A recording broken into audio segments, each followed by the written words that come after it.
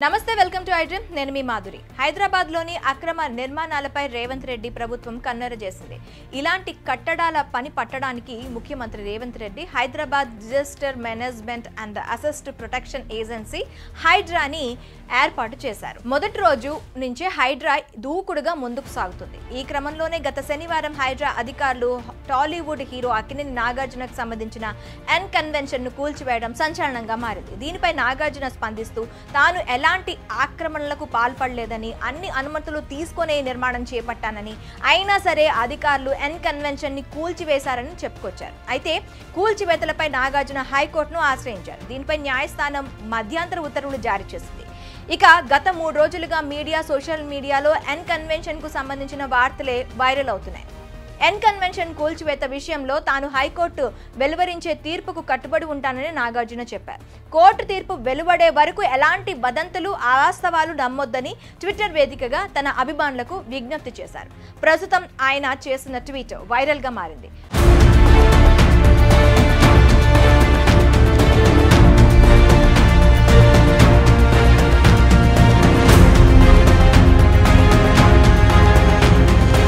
ప్రియమైన అభిమానులకు శ్రేయోభిలాషులకు N convention కు సంబంధించిన వస్తున్న వార్తల్లో వాస్తవాల కంటే ఊహాగానాలే అధికంగా వినిపిస్తున్నాయి పట్టా భూమిలోనే ఎన్ కన్వెన్షన్ నిర్మించామని 1 సెంటు భూమి కూడా ఆక్రమించలేదంటూ నాగార్జున ట్వీట్ చేశారు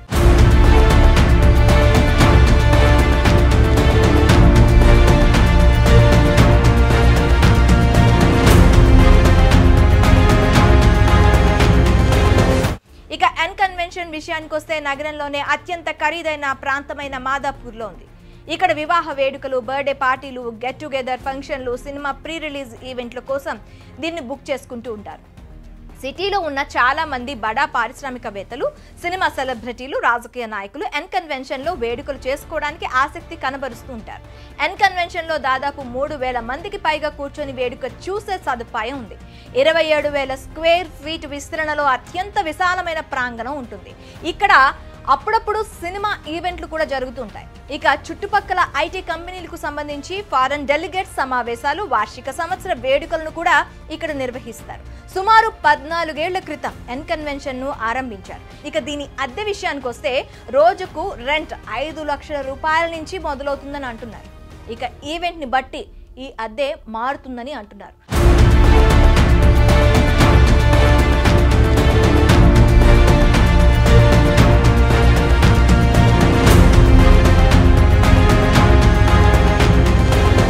రాజధానిలో చెరువులు పార్క్ స్థలాలు ఆక్రమించి 18 చోట్ల చేపట్టిన 166 నిర్మాణాలను కూల్చివేసినట్లు హైడ్రా ప్రభుత్వానికి నివేదిక అందించింది ఈ మేరకు చెరువులు పూర్తి స్థాయి నీటి మట్టం FTL బఫర్ జోన్లో నిర్మాణాలు కూల్చివేతలపై హైడ్రా ఏర్పాటైనప్పటి నుంచి ఇప్పటి వరకు చేపట్టిన చర్యలపై సర్కారుకు నివేదిక సమర్పించింది సినీ నటుడు Akkineni Nagarjuna MIM MLA Mohammed Mubeen MIM MLC Mirza Rahmat Baig కేంద్ర మాజీ మంత్రి పల్లం రాజు సోదరుడు పల్లం ఆనంద్ మంతన నియోజకవర్గంలో బీజేపీ తరపున ఎమ్మెల్యేగా పోటీ చేసిన సునీల్ రెడ్డి చింతల్ బీఆర్ఎస్ నేత రత్నాకరం సాయిరాజు కావేరీ సీట్స్ యజమాని భాస్కర్ రావు ప్రో కబడ్డీ జట్టు యజమాని శ్రీనివాస్ భార్య అనుపమకు చెందిన కట్టడాలను కూల్చివేసినట్లు తెలిపింది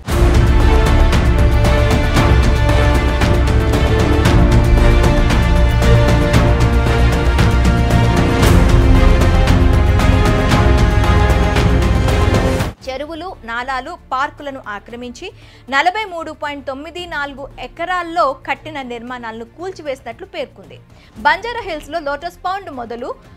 మున్సరాబాద్ బీఆర్కే నగర్ గాజుల రామారం అమీర్పేట్ మాదాపూర్ గండిపేటలో అక్రమ నిర్మాణాలను నేలమట్టం చేసినట్లు వెల్లడించింది ఆక్రమణలకు మద్దతిస్తున్న వారిపైన చర్యలకు ఉపక్రమిస్తున్నట్లు తెలిపింది నందగిరి హిల్స్ పార్క్ ప్రహరీ కూల్చివేసి ఆక్రమణలకు పాల్పడిన స్థానికులకు మద్దతుగా నిలిచిన ఖైరతాబాద్ ఎమ్మెల్యే దానం నాగేంద్రపై కేసు పెట్టినట్లు పేర్కొంది హైడ్రా రంగంలోకి దిగినప్పటి నుంచి నగర వ్యాప్తంగా చెరువులను ఆక్రమించి చేపట్టిన నిర్మాణాలపై ప్రజలు ప్రజా సంఘాలు రాజకీయ పార్టీల నేతల నుంచి ఫిర్యాదులు అందుతున్నాయి